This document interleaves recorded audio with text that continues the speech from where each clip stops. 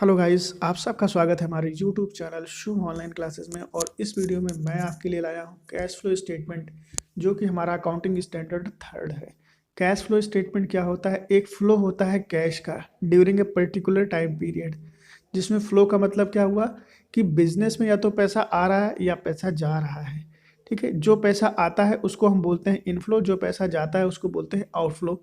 इसी को हम डिटरमाइन करते हैं, इसी को कैलकुलेशन करते हैं। जो कैलकुलेशन हम करते हैं वो दो मेथड में करते हैं। पहला होता है डायरेक्ट मेथड, दूसरा होता है इनडायरेक्ट मेथड। तो किसी भी मेथड को हम फॉलो कर सकते हैं, मेनली हम इनडायरेक्ट मेथड को फॉलो करते हैं। और जो हमारे कैश फ्लो स्टेटमेंट बनते हैं दोनों ही, चाहे वो डायरेक्ट मेथड के हों या इनडायरेक्ट मेथड के हों, उनमें हम तीन एक्टिविटीज़ को इन्वॉल्व करते हैं: ऑपरेटिंग, इन्वेस्टिंग और फाइनेंसिंग। डिटेल्स में जानते हैं अपने इस पूरे चैप्टर को। Balance sheet and statement of profit and loss don't provide information of inflow and outflow of cash during an accounting period. It is cash flow statement which gives this information. देखिए, जब हम balance sheet और statement of profit and loss की बात करते हैं तो ये हमारे बिजनेस की फाइनेंशियल पोजीशन को बताते हैं या नेट प्रॉफिट को बताते हैं। ठीक है, लेकिन जब हम कैश एंड कैश इक्विवेलेंट की बात करते हैं तो उसकी प्रॉपर जो नॉलेज होती है वो हमें अपने ट्रेडिंग अकाउंट से नहीं हो पाती, या प्रॉफिट लॉस से नहीं हो पाती, या बैलेंस शीट से नहीं हो पाती है। क्योंकि यहाँ पे एग्जैक्ट अमाउंट लिख दिया जाता है कि भाई कैश इतना आया या कितना गया, एग्जैक्ट लिख दिया जाता है। लेकिन यहाँ पे क्या है, कौन कौन से चीज़ों पे कैश गया, कौन कौन सी चीज़ों पे कैश आया है, इन चीज़ों की प्रॉपर रिकॉर्डिंग हम करते हैं कैश फ्लो स्टेटमेंट में। तो यहाँ पे नीचे दिया गया है, cash flow statement is a statement that show the cash flow. Cash flow statement एक ऐसा स्टेटमेंट है जो शो करता है कैश फ्लो को। कौन कौन से फ्लो को? इनफ्लो को, यानी पैसा जो आता है बिजनेस में, एंड आउटफ्लो को, जो पैसा जाता है, of cash and cash equivalent. Cash and cash equivalent का मतलब होता है जो आपके पास कैश है, आपके हाथ में है, आपके बैंक में है, या कैश इक्विवेलेंट से यहाँ पे इसका मतलब होता है कि जिनका कन्वर्जन कैश में आसानी से हो सके। जैसे मार्केटेबल सिक्योरिटीज़ हैं, इनको आसानी से आप सेल आउट करके, बैंक ड्राफ्ट हो गया, चेक हो गया, ये सब कैश इक्विवेलेंट होते हैं, जो लिक्विड होते हैं। जब आपकी इच्छा हो तब जाके आप इनको कैश में कन्वर्जन करा सकते हैं। During the period under report, during the particular period, जब आप मंथली बेसिस पे बनाना चाहते हैं तो मंथली बेसिस पे कर सकते हैं, क्वार्टरली बनाना चाहते हैं तो क्वार्टरली, 6 मंथली करना चाहते हैं 6 मंथली, एनुअली करना चाहते हैं एनुअली। जब भी आप बनाना चाहेंगे कैश फ्लो स्टेटमेंट आपका प्रिपेयर हो जाएगा। अब यहाँ आगे दिया गया है, transaction that increase cash and cash equivalent are inflow.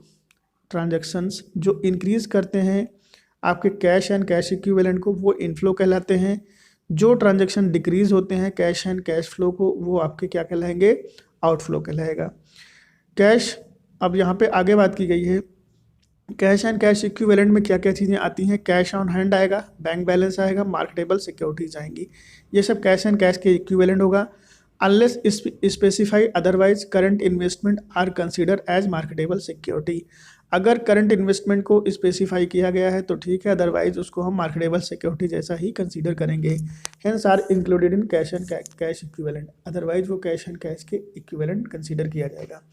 जो हमारा कैश फ्लो स्टेटमेंट है वो AS3 में बनता है, जो मैंने आपको ऑलरेडी बता दिया है। यहाँ पे कैश फ्लो स्टेटमेंट प्रिपेयर करने के दो मेथड हैं, एक है डायरेक्ट मेथड, एक है इनडायरेक्ट मेथड। दोनों ही मेथड में 3 हेड होते हैं जिसमें हम 3 एक्टिविटीज़ को इन्वॉल्व करते हैं: ऑपरेटिंग एक्टिविटी, इन्वेस्टिंग एक्टिविटी और financing activity.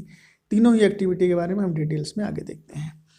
Cash flow statement by indirect method is prepared on the basis of financial statement that is balance sheet and statement of profit and loss account. जो indirect method में हम cash flow statement को prepare करते हैं उसको हम financial statement के basis पे करते हैं, जिनमें बैलेंस शीट और statement of profit and loss दिया रहता है हमें क्वेश्चंस में। उसके बेसिस पे हम कैश फ्लो स्टेटमेंट प्रिपेयर करते हैं। सबसे पहली जो ऑब्जेक्ट है इसका, उसके बारे में जान लेते हैं। कैश फ्लो बनाने का क्या रीज़न है, क्या ऑब्जेक्ट है? पहला है determine the source receipt of cash and cash equivalent under operating, investing and financing activity of the enterprise. किसी भी इंटरप्राइज का जो कैश एंड कैश इक्विवेलेंट हमें रिसीव्ड हुआ है उसको डिटरमाइन करना, निर्धारित करना, इसके लिए करते हैं। दूसरा है टू डिटरमाइन एप्लीकेशन, यानी payment of cash and cash equivalent under operating, investing and financing activity of the enterprise. ये डिटरमाइन करना कि भैया हमने कितना पेमेंट किया है अब तक का, एक ऑपरेटिंग, इन्वेस्टिंग और फाइनेंसिंग तीनों ही एक्टिविटी में किसी भी इंटरप्राइज के लिए। इसके बाद है to determine net change of cash and cash equivalent it is the difference between source receipt and payment under operating investing and financing activity of to date balance sheet. तो यहाँ पे 2 डेट की balance sheet में हम ये भी determine करते हैं कि प्रीवियस ईयर में हमारी जो इक्विटी थी वो कितनी है और आज की डेट में कितनी है। प्रीवियस ईयर में हमने जो डिवेंचर खरीदे थे वो कितने थे और आज के डेट में कितने हैं। तो यहाँ पे कंपेरेटिव एनालिसिस भी हम करते हैं 2 बैलेंस शीट के बीच में। ये इसका मेन ऑब्जेक्टिव होता है कैश फ्लो स्टेटमेंट का। Important of uses of cash flow statement, सबसे पहला है facilitate in assessing cash flow. Cash flow statement show inflow and outflow of cash and cash equivalent. It facilitate in determining cash flow from operating, investing and financing activity as well as net change in cash and cash equivalent। तो ये होता है cash flow statement जो facilitate देता है हमें inflow और outflow जानने के लिए, जो डिटरमाइन करता है किसके थ्रू, ऑपरेटिंग, इन्वेस्टिंग और फाइनेंसिंग। ठीक है, तो इसके थ्रू हम ये डिटरमाइन कर सकते हैं कि कैश फ्लो स्टेटमेंट कैसा है, हमारा इनफ्लो हुआ है, आउटफ्लो ज़्यादा हुआ है। दूसरा है फैसिलिटेट प्लानिंग, हम प्लानिंग कर सकते हैं कि इसकी cash flow statement gives information about source and application of cash and cash equivalent for a specific period. It help in planning investment and at setting the financial requirement of the enterprise. तो यहाँ पे cash flow statement आपको information देता है किसकी, source की और application की, कि कैश और कैश इक्विवेलेंट एक पर्टिकुलर स्पेसिफिक टाइम में क्या रहा है। और ये हमारी फाइनेंशियल का जो प्लानिंग है, फाइनेंशियल प्लानिंग इन्वेस्टमेंट है, उसको भी निर्धारित करने में भी हमारी मदद करता है। Help in assessing liquidity and solvency, और solvency is the ability of the enterprise to meet its liability on time. तो यहाँ पे अगर आपके पास बिजनेस में आउट इनफ्लो हुआ है तो इसका मतलब है आपके बिजनेस के पास पैसे हैं और आप आसानी से अपनी लायबिलिटीज़ को ड्यूरिंग द टाइम उसको पेमेंट कर सकते हैं। Cash flow statement help to assess liability. इसके बाद है effective cash management. Management cash flow statement जो होता है वो इन्फॉर्मेशन देता है रिलेटिंग सरप्लस और डिफिसिट ऑफ कैश। आपके पास पैसे हैं या कम हैं, यानी पैसे पॉजिटिव हैं या नेगेटिव में हैं, तो इसकी भी जानकारी आपको कैश फ्लो स्टेटमेंट देता है, जो ये डिसीजन लेने में मदद करता है कि आप शॉर्ट टर्म इन्वेस्टमेंट करते हैं सरप्लस के लिए या शॉर्ट टर्म क्रेडिट है इन केस ऑफ डिफिसिट। तो इसकी भी जानकारी आपको यहाँ पे मिल जाती है। कंपेरेटिव स्टडी होती है यहाँ पे, देख a comparison of the actual cash flow with the budget cash flow of the year show the extent of to which cash and cash equivalent were generated and applied as per the plan. तो comparative study भी हम कर सकते हैं यहाँ पे। Regions of cash position की भी हम रीज़न यहाँ पे जान सकते हैं, लोअर है या अपर है। इवेलुएट मैनेजमेंट डिसीजन, तो अगर यहाँ पे आपके पास कैश की जो कैश फ्लो स्टेटमेंट है, by providing information relating to company investing and financing activity give the share holder, potential investor, lender and creditor information about cash flow which help them evaluate management decision। it also the decision dividend decision।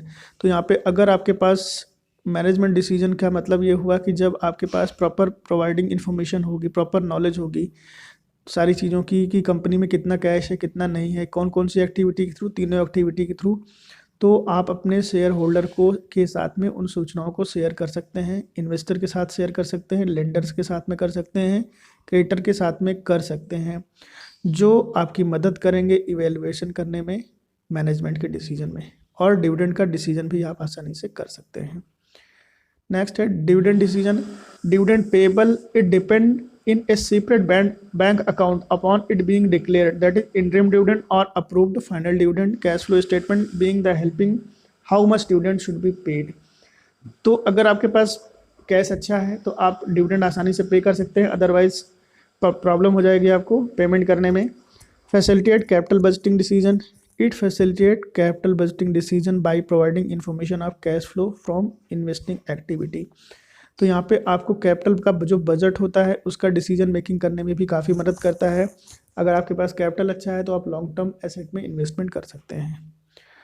Limitation में क्या है कि a non cash transaction are not shown. यहाँ पे जितने भी non cash transaction होते हैं उनका यहाँ पे कोई मतलब नहीं होता, हम उसको यहाँ पे शो नहीं करते, सिर्फ कैश से रिलेटेड ही ट्रांजेक्शन्स को हम यहाँ पे रिकॉर्ड करते हैं। Not a suitable for income statement, income statement के लिए ये सुटेबल नहीं है क्योंकि ये कैश फ्लो स्टेटमेंट है, कैश से रिलेटेड ट्रांजेक्शन होते हैं।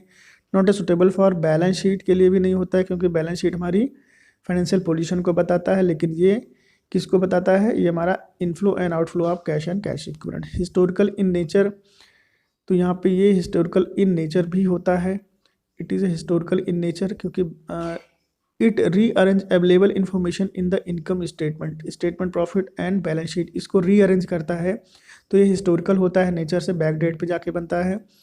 5वां है असेसमेंट ऑफ लाइबिलिटी, और 6 है accuracy of cash flow statement.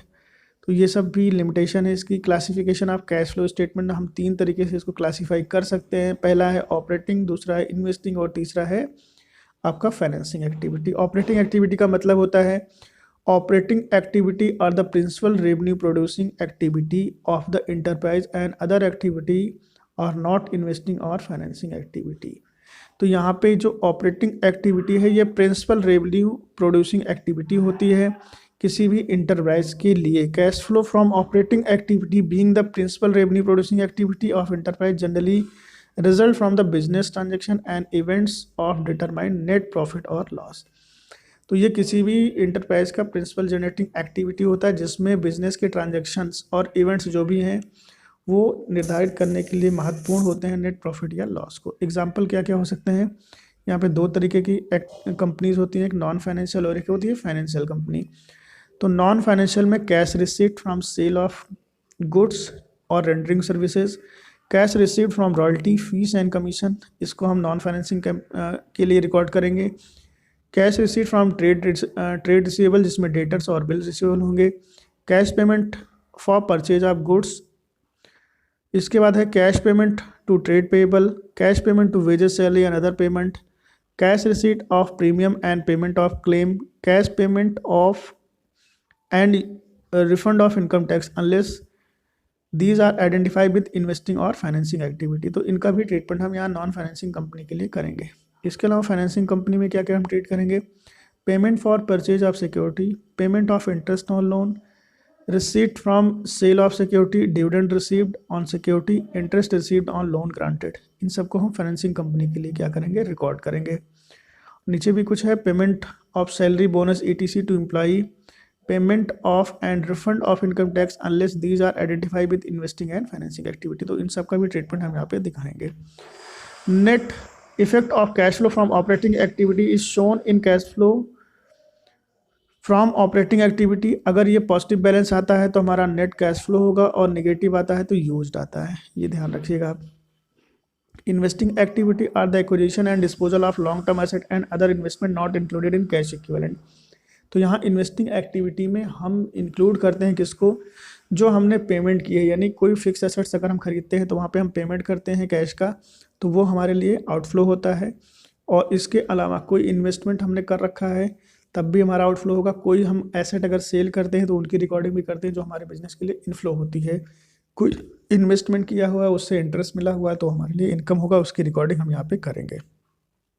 तो ये हम जो रिकॉर्डिंग करते हैं उसको हम बोलते हैं investing activity. Financing activity are the activity which result in change in size and composition of owners capital. Financing activity एक ऐसी एक्टिविटी होती है जिसमें ओनर जो है अपने कैपिटल को इंक्रीज़ करता है। किस तरीके से इंक्रीज़ करेगा, शेयर इशू करेगा। वो दोनों तरीके के शेयर इशू कर सकता है, चाहे वो प्रेफरेंस शेयर हो चाहे वो इक्विटी शेयर है, उसके थ्रू वो पैसे इकट्ठा कर सकता है, या फिर वो डिबेंचर इशू कर सकता है, उससे उसको रेवेन्यू जनरेट होगी और इनफ्लो होगा कैश का। इसके अलावा वो लोन ले सकता है, कहाँ से ले सकता है, आउटसाइडर से, किसी बैंक से ले सकता है, किसी इंटरप्राइज से ले सकता है। तो यहाँ पे क्या है, आपकी कैपिटल अगर इंक्रीज़ होती है, अगर इनफ्लो होता है, जो भी आप मार्केट से पैसा उठाते हैं तो प्लस होगा, और जो भी आउटफ्लो होगा वो माइनस हो जाएगा।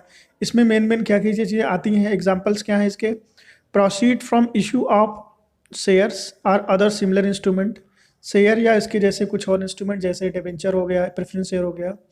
इसके अलावा proceed from the issue of debenture, loan, bond and other short term borrowings, payment for buyback of equity share, repayment of the amount borrowed including redemption of debenture, और payment of dividend both on equity and preference share. तो ये सब चीज़ें भी यहाँ पे include होती हैं। इनमें से कुछ आपकी इनफ्लो होंगी और कुछ आउटफ्लो हो जाएंगी। यहाँ पे एक छोटा सा डायग्राम दिया गया है जिसमें आपको और ज़्यादा क्लैरिटी आ जाएगी समझने में। ऑपरेटिंग एक्टिविटी, कैश इनफ्लो और कैश आउटफ्लो। इनफ्लो जो होगा वो 2 तरीके की कंपनियों के लिए है, in case of non financing company और in case of financing company. Non financing जो कंपनीज होती हैं उनमें cash sales, cash received from trade debtors, trade receivable, royalty, commission, income tax refund, इन सबको हम नॉन जो फाइनेंशियल कंपनी है उनके लिए इनफ्लो मानेंगे। और इसके अलावा यहाँ जो फाइनेंसिंग कंपनी है उनके लिए इनफ्लो होगा receipt of interest and dividend, proceed from sale of securities, इन सबको हम मानेंगे फाइनेंसिंग कंपनी के लिए इनफ्लो। आउटफ्लो में आएगा नॉन फाइनेंसिंग कंपनी के लिए cash purchase, payment of trade payable, payment of operating expenses, payment of wages और इनकम टैक्स पेड। इसके अलावा फाइनेंसिंग जो कंपनी होंगी उनके लिए आउटफ्लो होगा payment of interest, payment of purchase of securities. तो ये सब चीज़ें ऑपरेटिंग एक्टिविटी में शामिल होंगी।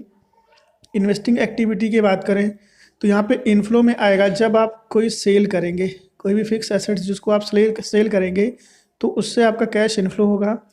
इन्वेस्टमेंट सेल करेंगे तो उससे भी आपका इनफ्लो होगा, मार्केटेबल सिक्योरिटीज़ को छोड़ के।